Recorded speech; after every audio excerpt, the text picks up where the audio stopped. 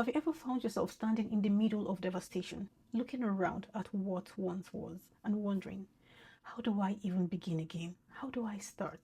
Maybe your heart has been shattered by broken relationships. Maybe your spirit has been worn thin by betrayal, disappointment, or the weight of life's relentless pressures. Maybe your career, your finances, or your life circumstances feel like ruins, and the mountain of rebuilding seems impossible. I see you. I see the confusion, the fear, the exhaustion. I see the nights when you lay awake staring at the ceiling, wondering if you'll ever feel whole again. And I want you to know it's okay to feel lost. It's okay to grieve. It's okay to grieve the pieces of your life that are broken. It's okay to acknowledge that rebuilding feels overwhelming. But hear me, sis. Though the ruins feel permanent, they are not the end of your story. Psalm 147, verse 3 says, He heals the brokenhearted and binds up their wounds. God sees every tear, every ache, every silent struggle. He sees the ruins and He is already at work preparing the foundation for your restoration. Look at Job. He lost everything, his family, his wealth, his health, his peace. He was left in the ashes of his life, confused, hurting, and disoriented. And yet, in the fullness of God's timing, Job was restored. Not just to what he had lost, but beyond it. God rebuilt his life piece by piece in ways he could not have imagined. His story reminds us that restoration is possible even when devastation feels complete. And Job is not alone in this example. Think of Nehemiah, who returned to a broken Jerusalem. Walls destroyed, a city in ruins. He didn't turn away in despair. He surveyed the destruction, gathered what remained, and began to rebuild, stone by stone, prayer by prayer, with perseverance and faith.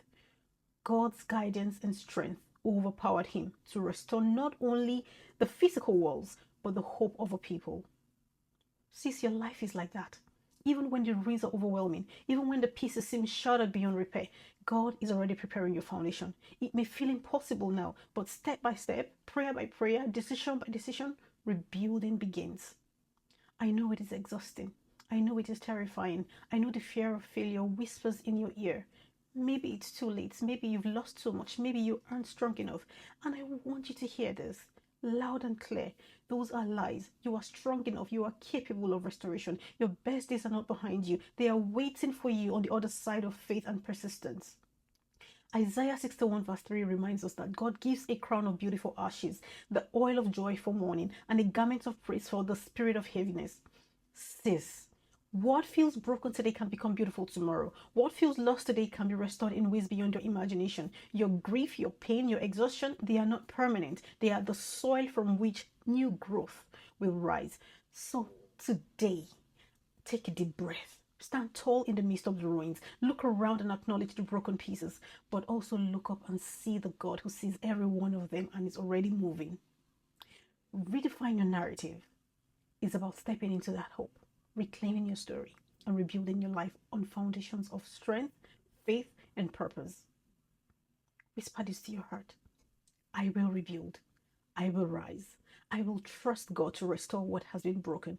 I will reclaim my joy, my peace, and my purpose. And I will redefine my narrative. Sis, the ruins are not your ending. They are the beginning of a new chapter. So step forward, even if the steps are small. Pray, plan, persist, and believe. God is with you, and He will not leave you standing in the rubble forever. Rise, my sister, piece by piece, prayer by prayer, stone by stone. Your life is being restored. Your story is being rewritten. And the woman who stands in the ruins today, she will become the woman who walks into her restored life tomorrow, stronger, wiser, and radiant with hope. God bless you.